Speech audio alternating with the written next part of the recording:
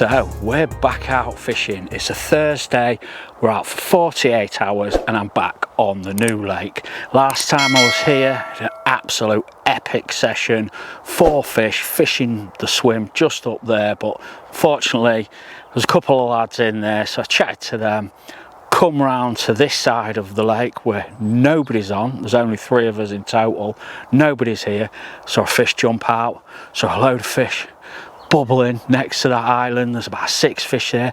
Along that margin there, saw fish as well, so it's like I'm absolutely blown away. This time of year you don't really see them, but they're certainly showing and they're proper active. So to say I'm confident and I'm optimistic is an understatement, because the fish are in front of me. Even sort of 10 minutes ago, I'll just put a few baits out with a throwing stick. I've not gone mad. Probably put 8 baits over 2 rods, and then the other one's just fishing on a single. And just as I was at the edge of the water with a throwing stick like that, a carp come towards me, like literally under my rod, under my feet, turned around when it saw me and just buggered off. So yeah, mental. So yeah, but anyway, it don't mean we're going to catch, does it? This swim, I don't think I've fished this one before.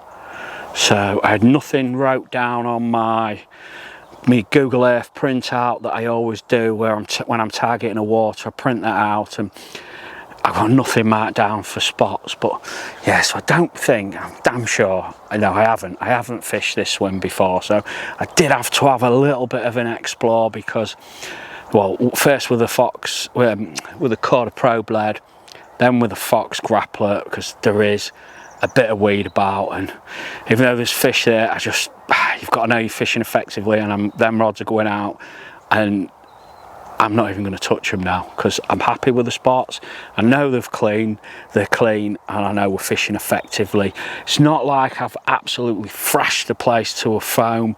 I sort of know sort of rough ideas from when I was fishing that swim just there not so long ago in the summer holidays with my daughter. I sort of know a couple of spots along there, so yeah, I've sort of aimed for that area. But anyway, rather than me say where I'm fishing and whatnot, what I'll do, I'll flip that camera around, I'll show you exactly what I'm doing and talk through where I'm fishing. So, but yeah, you can tell I'm ready for this one. Right, this is what we're doing. Rod tips are up again, based on the success from that last trip. I've got to do it, got to do it. There's still plenty of weed in here, and it's the only way I can keep in direct contact with that rig and ensure when I'm picked up, I get a notification indication straight away. Rod tips up, line's really tight, and also where the island is just there, there's a load of weed, and there's a sort of shallow bar just in front of us, so you know, from me to that island. So fishing with them rod tips up sort of ensures we're over the top of it and we're in direct contact with them rigs. But yeah, left rod is fishing 10 wraps to that mushroom tree there. We're quite a bit short of that weed bed, if I'm honest, but it's a nice clear clean spot. Middle rod, and well, let's do a middle rod first. Look straight across. There's a bit of a gap in the trees there on the far margin there, and we're fishing to there, and we're at 16 wraps. Nice and not dead tight to that far side, but just in that little bit of deeper water. And then the right hand rod is to them reeds there at 13 wraps, so that's what we're doing.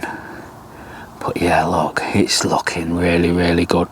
Rig wise, we've got 2 on Ronnie's, 1 on a Trent Bait Active Nut white one, 1 on a yellow one, and the left hand rod is fishing on Fluoro D rig on the bottom on a Saz Trent Bait bottom bait. That's a 15mm round, and I'll show you me baits. I've literally, all I've brought is that green tub down there.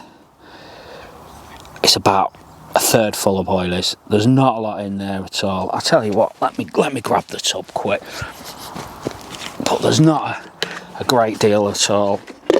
We're at that time of year, aren't we, where you don't need loads of bait, do you? But yeah, we've got the sars and we've got the shrimp.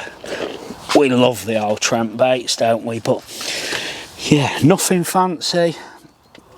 I think pick up about 8 baits, get the throwing stick, and just now and again put a little bit out over 2 of them, and then the other one, the left one, I am just fishing that as a single. Let's see what happens. You never know, do you? At least I can gauge it that way.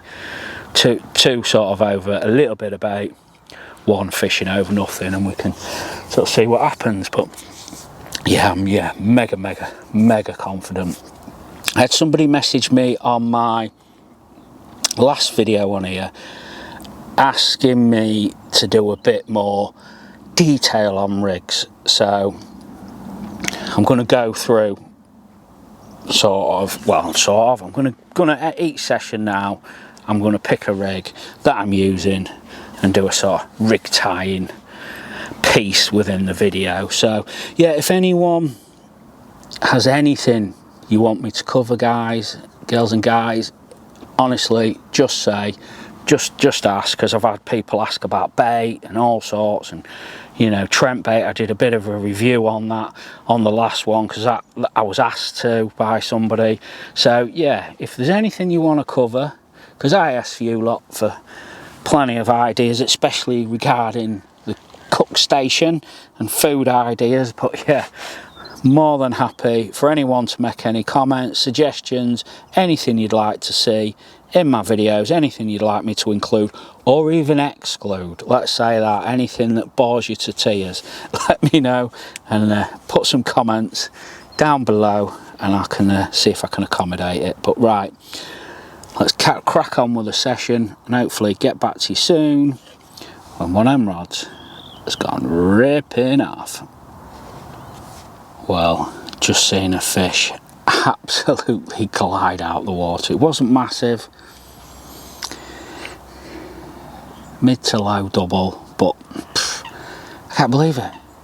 When I pulled up and spoke to them 2 guys in roadside there, it's like, oh yeah, I'll have a walk round, but you don't usually see out this time of year, do you? So, you know, probably wasting my time. And no, it was like plenty of shows, can't believe it. But yeah, I've got a few coots diving on one of my spots just over there, so what I'm going to do is just top that one up with a throwing stick, a few boilies, and I don't mind, as long as I don't pick the rig up, I don't mind at all, because there's been plenty of times over the years I've caught carp when them coots have been diving. The amount of times I've seen the bears diving, I've been looked and then it's screamed off and it's like, that's no coot, and I've caught carp. So yeah, I don't mind. I think them carp follow them in sometimes and quite happily feed around them. So right, I've got my temperature gauge in the edge. I know this is just in the margin, but it's just giving us an indication, a rough guide as to what the temperature is. But yeah, we're looking at 14.8, 14.9. It's flitting between there, 14.8, 14.7, 0.8 and 0.9. So yeah, it's cooler. So it's a little bit cooler than when we was at Norton last. But we're still above that lovely 10 degrees mark, aren't we? So yeah, them carp certainly haven't shut up shop yet, and they're proving that by all the shows we're seeing today. So yeah, keep at it. We're doing this session on here. We'll see how we get on. But I'm planning my next 2 trips. I'm thinking of going back to Norton. That's the plan. Not sure what lakes, don't really like to sort of say which lakes I'm going to fish, because half the time I get there and pick a lake sort of after I've walked around and go where I fancy, because it's just been so busy, hasn't it, this year on Norton. It's been mental. But I did say I was going to target stocks, turners and hodgets this winter because of the stocking density in those 3 lakes. But like I say, half the time you get there, them lakes are rammed and you end up on fishing one of the other lakes. We did it last year and ended up on Pettit's, probably like the hardest lake on the complex. So yeah, but anyway, it's all good fun. That's why I like Norton. Plenty to choose from. Sort of suck it and see when you turn up. But right, I'm gonna sit back, chill out, have a brew and catch up with you later, hopefully with a carp on the bank. We're coming to the end of the first day. It's starting to get a bit dark. Fish action wise, liners, bleeps, we've had none. It's been really quiet, but we have just had a really nice tea. It was a Tiriari chicken from Tesco for a £5. Yeah, that was something else. That was absolutely delicious. It was really nice. So yeah, I could do with some more suggestions though off you guys, some recommendations of other stuff I could have on that Fox cook station, because I just keep having stir fries and stuff. And tomorrow I've got a pasta bake. That's what we're having tomorrow. But anyway, enough of the cooking channel. But yeah, I'm still really confident. There's not been as many shows directly in front of me.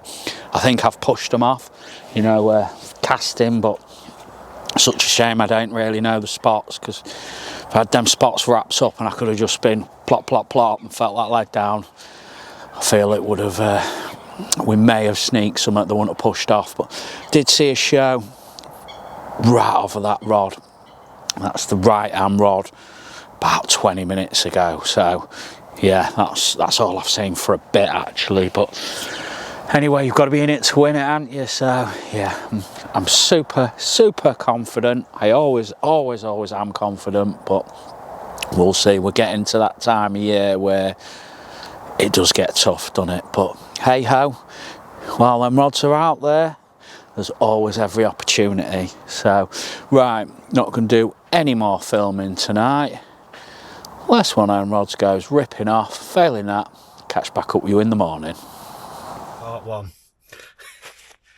It's about 1 o'clock in the morning, and check that out, guys.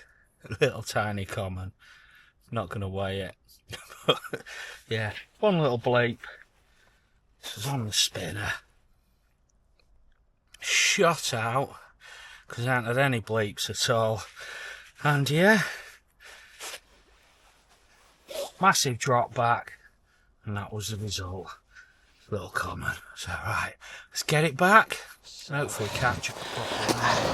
Really pleased with this one. This is my 7:30 wake up call, because we was up in the night with that very small carp. And this one is a lot better. £16 6. But check that out. How pretty is that for a fish? Ronnie again. Oh yeah, made up with that. Oh, it's a little cold fish that. Oh. But Jesus, future's certainly bright for this pond, that's for sure. But check that out, guys. Buzzing. That is a really pretty fish, isn't it? Right, let's get it back, get that rod redone, go for number 3. If we count the first one. I'm counting the first one. It was a fish, wasn't it? So, mega. Well, I'm absolutely made up with how the session's going so far. Said there was fish about, didn't I? Yesterday, along that margin. And say, last night when I had that really small one, I think I said it was 1 o'clock, it was actually 3 o'clock in the morning. So by the time I got back to sleep, it was like 4. So, I'll be honest, this morning, I was fast asleep. 7:30, missed the lovely sunrise and the world waking up, and just a couple of bleeps, shot out, rod tips bending like that. and it was trying to go sort of yon side of that island, but she's on a tight clutch, so she wasn't gaining much, and I was pretty much straight on it. As soon as that receiver goes, I'm like lightning. I'm straight out, I'm straight on top of it, like we all are. Adrenaline's rushing, heart's beating 10 to the dozen, and I'm straight out and straight onto it. Wound into it, played it up to the bar, and it got stuck. And the best thing to do, sort of, not the bar, the weed bed, it got stuck in the weed bed. Best thing to do, just steady pressure, just walk back, real steady, and I just felt it kick, and then it went. I slipped the clutch looser, and then managed to sort of turn it again, tightened up to it, and then it just came in all the way until we got under the rod tip here, and then it was leading me a bit of a merry dance. So yeah, oh Jesus, but as you can tell, I am made up, honestly.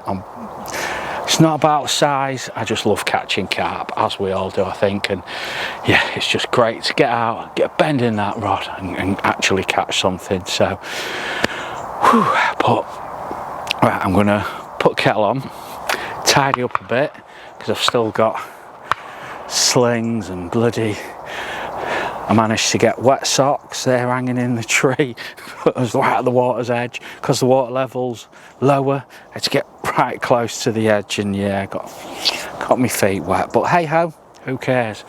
We're carp catching, and that was a better one. So slowly getting bigger as well, aren't they? But right, stop waffling, Darren, stick that kettle on, catch back up with you soon. Hopefully we'll fish number 3. Well, fish number 3, check this out guys, 15 pound 2, a little hard fighting common, but yeah, it's very angry, very angry, but didn't half fight well, took me round a weed bed, everything was solid, and it all went slack. Oh no, I've lost it. Wound in, wound, and then was connected again. So I think it was just wrapped around some weed and all went slack. But fortunately, we didn't lose it and we got it in. Fish number 3. I'll take that this time of year, guys. I certainly will. But buzzing. Right, let's get it back. Fingers crossed for number 4. But yeah, fluoro D-rig doing the do again. Buzzing. Right, let's get it back. And hopefully catch another. Well, how mad's this session turning out? We went to Norton Disney on the last trip thinking we're in with a better shout of actually catching a few, and yeah, we blanked. And we come to the new lake, which is quite a bit harder than most of the lakes at Norton, obviously barring Pettit's and Holden's, and we come to the new lake and we've had 3. That's mad, crazy. I know they've not been massive, but who cares this time of year, just catching them's an achievement, and I'm so happy, really am. I know when I was fishing Old Mill, that small one I caught, like £2 or something, a lot of people wouldn't have even counted that, so put in the comments below if you'd have actually counted that, because I did this with the tench and a few of my mates, like, no, doesn't count unless you're fishing from by design. You know, when I did tench at Bluebell on Kingfisher, and like plenty of other people commented and said, no, definitely counts, it's a fish. So I'm counting my little two pounder, but yeah, some people don't, do they? Unless it's a proper carp, they've blanked. But yeah, for me, catching anything, that's what it's all about. But yeah, as you can tell, I'm buzzing. It's 11 o'clock now, so there's ample time for more. I've not even had a chance to have my breakfast. One of the other lads, he was in my swim. We was just chatting. I've had a drink, had my morning brew, and we was just having a chat, good old chat, chewing the fat as you do, lovely fella. And then yeah, left hand rod, beep, beep, looked, rod tip's doing that, hit into it and we're away. The Fluoro D-rig, the rig that I've shown how to tie in this video. That was from the request from one of my subscribers. So yeah, buzzing. fluoro D rig does to do. It's weird. It's mechanically, it's not one of the greatest rigs. It doesn't flip brilliantly, but there is just something, you know, it doesn't flip brilliantly as opposed to like a Ronnie rig or a German rig. When you've got that swivel in there, there's more movement, it flips, and mechanically they're better rigs, but for some reason, don't know what it is, that fluoro D rig, I think it's, well, I think it's the stiff material. I just think they struggle to sort of eject that. I think they suck it up, and I think because it's so stiff, it just seems to nail them, doesn't it? But anyway, right, we're waffling as per standard, talking shite. But anyway, right, rod's back out, back on the spot. Fingers crossed for number 4. What a session, buzzing. And I need to get me breakfast now, so right, catch up with you soon, guys. Right then, I'm going to go through the rig I'm using at the new lake, and this is also the rig that I caught the big common from Old Mill Lakes on, weighing £61.10. Components are the Rigmarole Cam H2O and £15, size 6 wide gate hook, the Rigmarole bait screw. These are really cool because they incorporate a little swivel within the tapered screw. That just gives you that little bit more movement. We've got a size 8 swivel, and this is going to be working in conjunction with the quarter leg clip, with the one where you can put the pin in, lock the leg clip within the swivel, and that ensures you're dropping the lead on the take. Now the Cam H2O is a cool little product. You can do all sorts with it. You can make stiff rigs, choddies, anything, and I use it a lot for a lot of my fluoro D rigs and for my booms on my Ronnies. Now, just want to show you some properties of this material. Let's imagine you cast out, rig lands on the far bank in the bushes and ends up all knotted up and in a right mess. Now, you would think that's it, that rig's done, can't use that anymore, but you don't need to steam it. All you need to do is apply tension to the material for, let's say, 5 seconds, and then it'll be straight. And check that out. Really cool product. What I tend to do though, I tie my rigs up way in advance, put them in the rig board, leave them under tension, and that just sort of ensures they are lovely and straight when you need them for your session going forward. So right, let's tie the fluoro D rig. First things first, apply off a little bit of material and just form an overhand loop, like so. Take your size 6 wide gate hook, pass through the back of the eye, trap the line with your thumb and forefinger, and hold everything at the curve of the hook. We're going to wrap this round 4 times the shank of the hook, like so. 1, 2, 3, 4. Carefully tease that knot down and just trap it with your thumb and forefinger like so. Now your tag end, I'm going to push that back out. I'm going to slowly pull on that tag end and just create the whipping knot. Now don't pull it too tight at this stage, just give it a little pull and set your whipping knot in the location you want it. Now for me, there's the barb. I just drop just below the barb, just on the curve of the hook. Now get your pliers, hold the material. I'm going to lock this in place. I'm going to pull this as tight as we can. And that'll just ensure that whipping knot stays nice and fixed on the line and won't move in your fishing situation. Get the tag end and trim that as tight as we can, like so. Now apply off a bit more material. We're going to cut that, usually cut it around the 10-inch mark. So now got material like so. On the tag end here, I'm going to drop on your bait screw. We're just going to create the D. Feed through the back of the eye and set your D to the desired size. Now for me, I put mine about there. Now we're just going to do normal knotless knot. We're going to whip round the shank of the hook 5 times. 1, 2, 3, 4, 5. Trap that knot and pass back through the back of the eye like so. And just pull that. There you go. Nice and simple. Look how sharp these hooks are. We've drawn blood. But yeah, look at that. Lovely. And then as for the swivel, what I do first is I cut this at bang on 8 inches. But for the purpose of this, I won't measure that out. But we're just going to form now a 14 grinner knot, that's all. Pass it through the swivel. Mind not to stab yourself. 1, 2, 3, 4.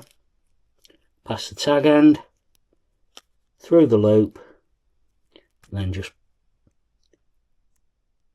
grip that and just pull everything nice and tight. Now you can see the knot's not the neatest there, but I do get my fingernails and just tease it up to the swivel like so.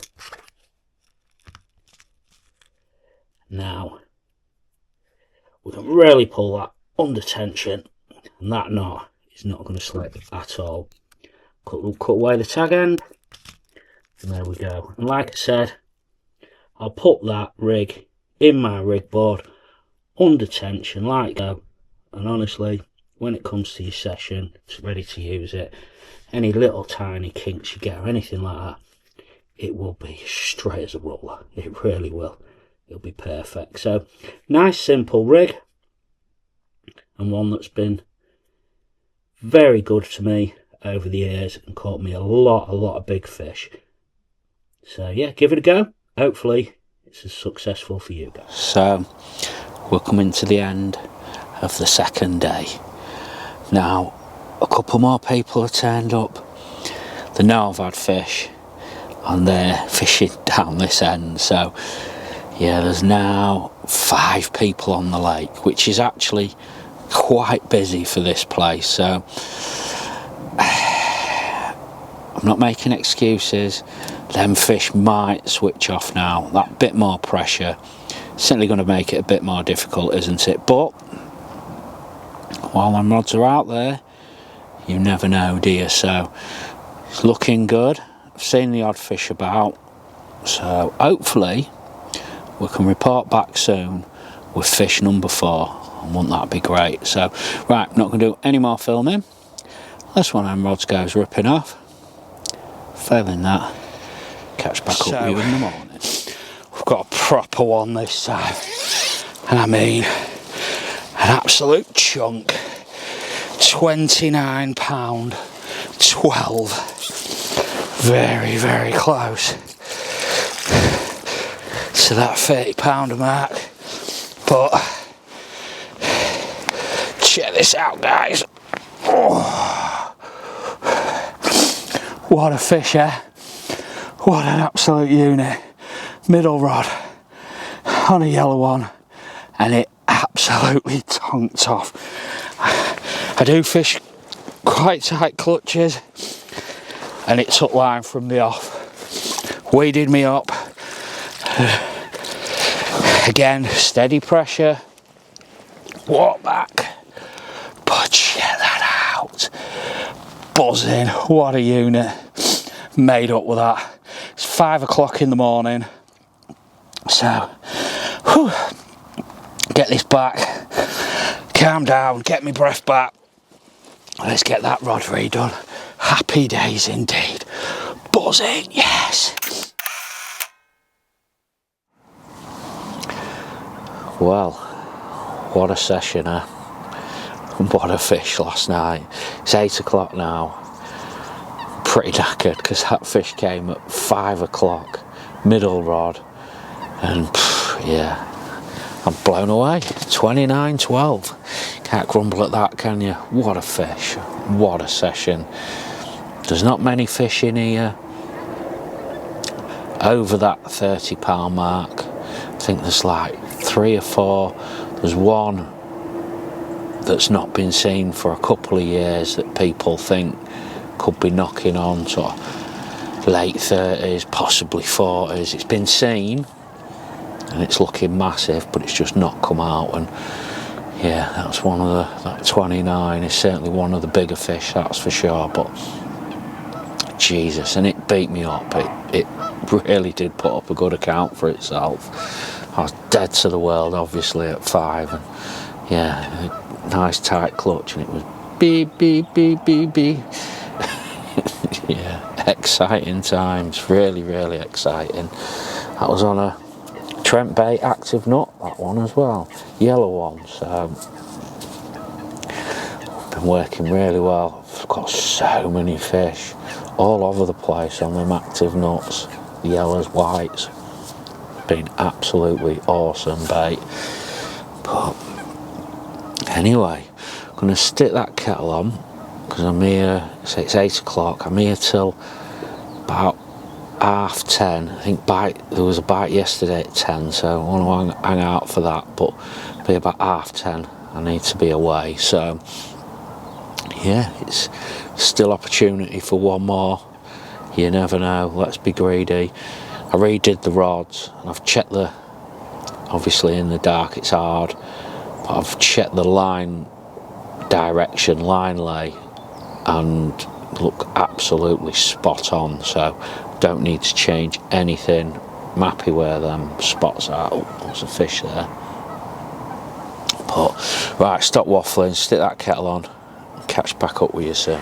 So something a little bit different here and pretty cool as well, and I've got to admit I am quite impressed. A couple of months ago, a company called Army Tech sent me an email and said would I fancy doing a bit of a collaboration. They'd send me some products. If I liked the products, they would send me discount code and links, which I could put the link in my description on my video, mention their products in my video, and my subscribers could get a discount, or my viewers could get a discount. It's not just open to my subscribers. So basically 2 months ago they sent me this torch out, and I've had it with me while I've been fishing, and I've also been using it at work. Now, I'm an engineer. I've been using this in dry wells, at pump stations, working underground where the lighting has been very poor. We've been fitting flow meters, and I must admit this thing has been absolutely brilliant. It's been a little godsend, and the lads I've been working with have been like, Jesus, that is so powerful. It's a cool little torch. It is actually a 3-in-1. You obviously can have it as a normal torch. It's got magnetic base with a USB mag charger, nice and cool as well. It's got 6 different settings. The most powerful setting is 1200 lumens. Now this, for casting out at night or doing anything rod wise, rig wise, or anything, it is really powerful. The beam's up to over 100 meters, so as long as you're not casting further than that, you can watch your rig and see your fishing and where you're fishing and ensure you're casting and fishing accurately. It's one of my biggest struggles, casting it on a night time and sort of seeing where the rig lands. I've been using a lead lenser torch for a long time, but this is now taking over from that. You also get a head mount, which is pretty cool as well. Very easy to use. Couple of slots there, that just clicks in, and there's an O-ring there that you can just lock the torch into place and then just pop that on your head like so. But what I'll do, I shall put a couple of shots on, night shots, of how bright this is. But honestly, it's a German company, so you know, when I looked at their website and looked at their page on Instagram, you could tell it was all quality, and just the feel of this torch, you can just tell when something's high end and quality. And then, like I say, with my discount code DazAries15, you get 15% off as well. So if you're looking to treat yourself for a top end extremely well made torch that has a warranty for over 10 years. You can submerge it in 10 meters of water for up to 5 hours. Not that you're going to want to do that anyway, but yeah, I think on the lowest brightness setting, and I've not tested this one obviously, it lasts for 200 days. But yeah, I was using this in the dry well at maximum beam. It's a wide angle beam, really wide, really bright. Honestly, so impressed for such a small torch. But you don't want it too big. You don't, when you tend to get torches that are over 1,000 lumens, they have the battery pack on the back. Now that makes things a bit heavy. This, you don't know you're wearing it. I've worn it quite a few times at work in these dry wells, and I've had it on all day. We've done 8-hour shifts in these dry wells doing these flow meters. So yeah, it has been a good product. I think what happened with me when I was using it, obviously I'm in there for a long time, it doesn't keep the 1200 lumen beam on, but what it'll do after so long, when the battery starts going, it'll drop to the next setting, then it'll drop to the next setting, so it'll just slowly get dimmer. But it must have lasted at 1200 lumens for a good 3 hours plus, and then it dropped down, and it was still bright, it was still good, I could still see, and it's a really good little product. So yeah, be good if you want to treat yourself, guys. See the link in my description, go to the Army Tech website, and honestly, they've got tactical torches on there that are 4,000 lumens. I'm hoping that this collaboration goes on for a while, and that's what they send me next, because 4,000 lumens would just be ridiculous. I see some army soldiers post, some American soldiers post on Instagram. They were using the tactical torch on the side of a Hummer. I think the lights had failed on the Hummer, and well, there's one either side, and it was just lighting up everything in the desert somewhere. So yeah, really cool, really great products. They also do a little metal sort of clip that comes with it that you can have, and you could sort of fasten it there or fasten it to your belt band, whatever you want to do. But yeah, check them out, guys. Give me some support, give them support, be greatly appreciated. And like I've always said, I will not put my name to anything that I think is poor quality, and these are certainly not that. These are high end. So yeah, check them out, guys. Right, let's get back to the fishing. So we're coming to the end of the session now. Rods are still out, most of the kit's away, but the sign of success, look, mats and slings hanging in the tree drying. But what a session, couldn't have asked for more really. 4 fish, and what a belter to end on. My pal had that fish in the spring at 26 pound, and now it's near 30, so they're growing very nice in here. So yeah, it's been a great session. As you can tell, I've properly enjoyed it. I'm really knackered after last night, because I had to pick up on the right hand rod by a tufty at midnight, drop back on me left rod at 3 in the morning, then we had that fish at 5. So yeah, I am proper worn out, but I'm not moaning. It sounds like it. I'm definitely not. It's been great, and I've loved it. So right, next session, I was planning on Norton, but I must admit this has thrown a bit of a curveball in there, because I've done so well on here, I might end up back here. So I don't know, it's next trip, it's either Norton or here. I'll keep my eye on availability for Norton and sort of see what's happening, because it has been ridiculously busy this year, so we'll see. But now it's colder, that availability is going to be better, isn't it? So yeah, we'll suck it and see. So right, I'm not going to do any more filming unless one of them rods goes ripping off. Failing that, this is the last bit. So right, thanks for watching. I've got to thank everybody who's supporting the channel. Please put some comments below, hit that like, hit the hype button if that's available as well. It's massively appreciated if you do that. I reply to every comment, and yeah, and I'll put a subscribe button there. Please hit that, it is greatly appreciated. Tight lines, take care, see you on the next one.